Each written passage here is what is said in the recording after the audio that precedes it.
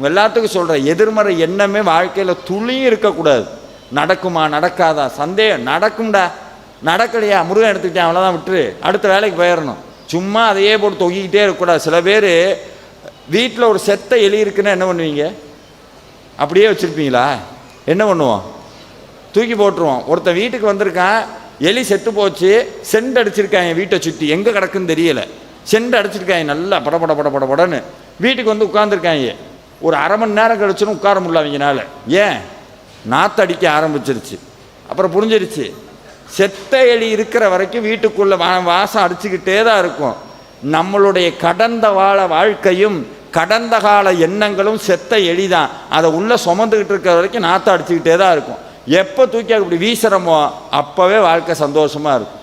சில பேர் அதை நான் அப்போவே அப்படி இருந்திருந்தா நல்லா இருந்திருப்பேன், அப்போவே அப்படி இருந்தால் நான் அப்போவே அதான் படிக்கலைல்ல, அதே போகலைல்ல, அது என்ன அப்போவே அப்போவே அப்போவே இப்போ இருக்கணும். அதுக்கு என்ன பண்ணணும்? அப்போ நம்மளுக்கு தெரியுது நம்ம கண்ட்ரோலில் நம்ம இல்லை, மனசு எங்கேயோ போயிடுச்சு அப்படின்னு.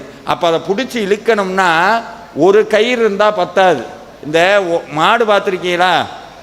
மூக்கணாங்கயிறு போட்டு ஜல்லிக்கட்டு மாடு ஓடும்போது பிடிச்சிங்கன்னா என்ன ஆகும்? உங்களை சேர்த்து இழுத்துக்கிட்டு போயிடும். ஆனால் என்ன பண்ணணும்?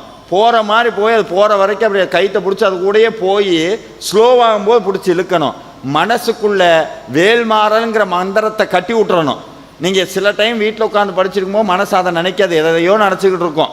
ஆனால் திருப்பி ஆனால் ஒன்று தெரிஞ்சுக்கங்க, எப்போ முருகன் முன்னாடி உட்காந்து வேல்மாறல் மகாமந்திரத்தை படிக்கிறீங்களோ அப்போவே முருக பக்திங்கிற கயிறை உங்கள் மனசு கட்டிச்சு.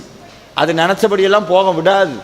கொஞ்ச நாள் போனதுக்கப்புறம் முருகன் பிடிச்சி இழுத்துருவார். முருகன் பிடிச்சி இழுத்துருவார். இழுத்து எங்கே போகிற? பிடிச்சி இழுத்து உட்கார வச்சிருவார்.